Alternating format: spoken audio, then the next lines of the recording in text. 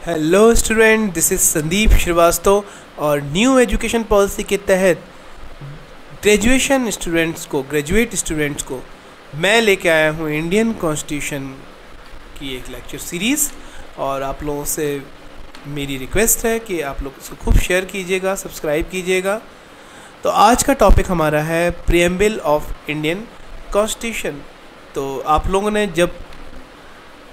जो बच्चे एनसीईआरटी की बुक्स पढ़े होंगे उन्होंने अपने बुक के पहले ही पेज में ये प्रीएम्बल लिखी देखी होगी। तो मैं इसको रीड कर रहा हूँ। We the people of India. देखिए, ये जो कॉन्स्टिट्यूशन है हमारी, इसका जो प्रीएम्बल है यही हमारे कॉन्स्टिट्यूशन का पूरा सार है। और स्टूडेंट्स देखो, अभी हम लोग इसको बहुत सीरियसली नहीं लेते हैं क्योंकि सारी चीज़ें अच्छी हैं, लेकिन चीज़ें बिगड़ने में समय नहीं लगता है। आज हमारे कॉन्स्टिट्यूशन की खूबसूरती की वजह से ही आज 70 साल हो गए। आप देखें पड़ोसी देशों में कभी कोई रूल, आर्मी रूल लग जाता है तो कभी कोई और प्रॉब्लम आ जाती है। हमारी डेमोक्रेसी इतनी सब बुराइयों के बावजूद भी, मतलब लोग गुंडागर्दी भी कर रहे हैं, वोटिंग पैड भी लूट रहे हैं, उल्टे सीधे वक्तव्य दे रहे हैं, लड़ाई करा रहे हैं, जातिगत भेदभाव फैला रहे हैं, धर्मगत और भाषाई भेदभाव फैला रहे हैं। इतना सब इस देश को तोड़ने के लिए हो रहा है, लेकिन इसके बावजूद भी हमारा लोकतंत्र अक्षुण्ण है। और कोई ये नहीं कह सकता कि हमारे चुनाव में किसी तरह की कोई धांधली हुई है। अब सवाल ही नहीं उठता, जो कहता है वो गलत कहता है। हमारे चुनाव बिल्कुल फेयर होते हैं। तो ये सब होने का रीज़न क्या है? Constitution of India. और इसी कॉन्स्टिट्यूशन ऑफ इंडिया की जो सबसे बड़ी खूबसूरती है वो इसकी प्रीएम्बल में है, प्रस्तावना में है। इसी प्रीएम्बल में सारी बातें लिख दी गई हैं बच्चों। तो वही मैं पढ़ रहा हूँ, तो आप इंटरेस्ट लेके पढ़िएगा। देखिए, है ना, बहुत ज़रा क्योंकि आप ही देश के भविष्य हैं और आप ही अगर फंकी हो जाएंगे तो क्या होगा इस देश का। इसलिए सुनिए और इसको समझिए, ठीक है। तो we the people of India having solely resolved to constitute India into a sovereign, socialist, secular, democratic and republic and to secure to all its citizens, यानी कि हम भारत के लोग भारत को एक सॉवरीन मतलब क्या होता है? ऐसा देश जहाँ पे हम खुद अपने से डिसीजन लें, किसी के अंदर कोई पावर ना हो जो हमें रोक सके कि हमें कैसे डिसीजन लेना हो। आप देखिए ना, आज पाकिस्तान के खुद प्रधानमंत्री ने देश की तारीफ़ की है कि भारत ना तो अमेरिका के हिसाब से चल रहा है और ना रसिया के हिसाब से चल रहा है। यानी कि भारत की खुद की स्वतंत्र पॉलिसीज़ हैं और मजाल है कोई भारत पे कोई प्रतिबंध लगा दे। यही सॉवरीननेस होती है। हम अपने सारे डिसीजंस खुद लेंगे, हम किसी के गुलाम नहीं हैं। सोशलिस्ट, समाजवादी, समाज के हर वर्ग के बारे में सोचने वाला संविधान।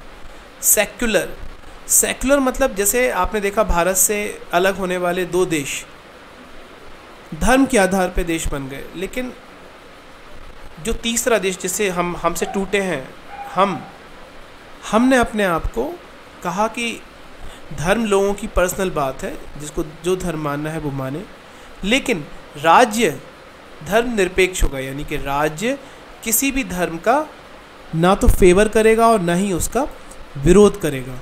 दोनों ही नहीं करेगा, फेवर भी नहीं करेगा, विरोध भी नहीं करेगा। डेमोक्रेटिक यानी कि जैसा जिसकी वजह से आज हम लोग कुछ भी कह लेते हैं, और रिपब्लिक, ठीक है, यानी कि हमारा अपना खुद का रिटन कॉन्स्टिट्यूशन होगा। तो and to secure to all its citizen, और हमारे सारे जो सिटीजन्स हैं उनको क्या दिलाने के लिए? जस्टिस। कौन सा जस्टिस?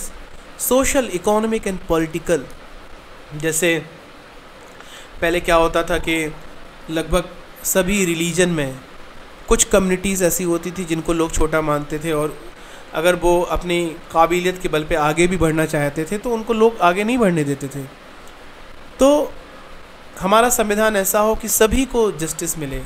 आज देखो ना, आज बड़े बड़े पदों पे ऐसी कोई कम्युनिटी या कास्ट नहीं है जो ये कह सके कि हमें नहीं पहुंचने दिया जा रहा है। सब पहुंच रहे हैं। इवन कई कम्युनिटी के लिए तो हमने एक कोटा रख दिया कि इस कोटे में सिर्फ आपकी ही कम्युनिटी आ सकती है। हालांकि ये चीज़ एक समय के बाद बंद होनी चाहिए। जब पर्याप्त रिप्रेजेंटेशन हो जाए तो फिर, क्योंकि अदरवाइज़ ये उन कम्युनिटियों को कमज़ोर बनाएगा, क्योंकि अल्टीमेटली कंपटीशन सब में होना चाहिए। तो वो समय आने पे जब सबको लगे इसका राजनीतिकरण ना होके और सही तरीके से अपनी कम्युनिटी का भला सोचते हुए ये चीज़ ख़त्म होनी चाहिए। और इकोनॉमिक जस्टिस, पॉलिटिकल जस्टिस, है ना, सभी को पॉलिटिकल जस्टिस मिले, सभी को इकोनॉमिक जस्टिस मिले और सोशल जस्टिस मिले। इसके अलावा लिबर्टी, लिबर्टी किस चीज़ की, क्या स्वतंत्रता चाहिए आपको, थॉट्स की, आप कुछ भी लिखने के लिए, सोचने के लिए स्वतंत्र हो, एक्सप्रेशन की। बस अभी आप देख रहे हैं कि एक्सप्रेशन की स्वतंत्रता नहीं है, मतलब सरकारें कुछ नहीं कर रही, लोगों को ही बुरा लग जा रहा है तो लोग उसका विरोध करते हैं बुरी। जबकि आप देखें हमारे देश में, जहाँ पे एक ज़माने में इतना धर्म था, उसमें भी चारवाक, जो कि एक ऐसे व्यक्ति थे जो नास्तिक थे और उसका बड़ा प्रचार करते थे, लेकिन हमने उनका भी स्वागत किया। तो अगर हम सैकड़ों साल पहले देखें तो एक्सप्रेशन या थॉट्स का फ्रीडम था, और यही रीज़न था कि भारत में डिफरेंट थॉट्स के ग्रंथ लिखे गए और बड़े स्वतंत्र लिखे गए। दयानंद सरस्वती जी ने सत्यार्थ प्रकाश लिखा उस टाइम पे, तो बड़े ज्वलंत ग्रंथ लिखे गए और सबको लिखने की पूर्ण स्वतंत्रता मिली। तो वैसी स्वतंत्रता आज भी मिले, लोगों के बिलीव, फेथ, उनकी वर्शिप, जिसको जो करना है वो आपका पर्सनल बात है, आप करें, आपको कोई नहीं रोकेगा, आपको कोई नहीं कहेगा कि मेरे धर्म में ये मना है इसलिए मैं आपको भी ऐसा नहीं करने दूंगा। नहीं, आपको जो सही लगता है आप करिए, मुझे जो सही लगता है मैं करूँगा। ये सोच वाला हमारा प्यारा देश है। इसके अलावा इक्वालिटी, यानी कि equality of status of opportunity. देखिए, व्यक्ति बराबर तो नहीं हो सकता, सारे व्यक्ति आपस में पैसों से या इंटेलिजेंस में बराबर नहीं हो सकते, लेकिन इसका मतलब ये हुआ कि अपॉर्चुनिटी में इक्वालिटी मिले। यानी कि अगर यूपीएससी में आईएएस बनने के लिए एक आईएएस का बेटा भी अपीयर हो रहा है, तो एक रिक्शे वाले का बेटा भी अपीयर हो और उसको बराबर अवसर मिले आगे बढ़ने का।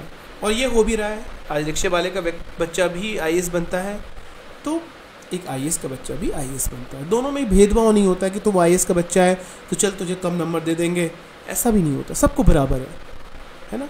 फ्रेटर्निटी किस चीज़ की, assuring the dignity of the individual and the unity and integrity of the nation, यानी कि व्यक्ति की गरिमा भी बनी रहे और नेशन, राष्ट्र की एकता और इंटीग्रिटी भी बनी रहे। देख रहे हो ना, आज लोगों को लड़ाने की कोशिश होती है कई तरीक़ों से, है ना। अगर कोई आपके लिए बोल रहा है कि अरे यार देखो देखो देखो तुम्हारे साथ कितना बुरा हुआ, ये लोग गंदे हैं, तो आप समझिए कि वो इसलिए बोल रहा है क्योंकि वो नहीं चाहता कि हम लोग यूनाइटेड रहें, एक रहें।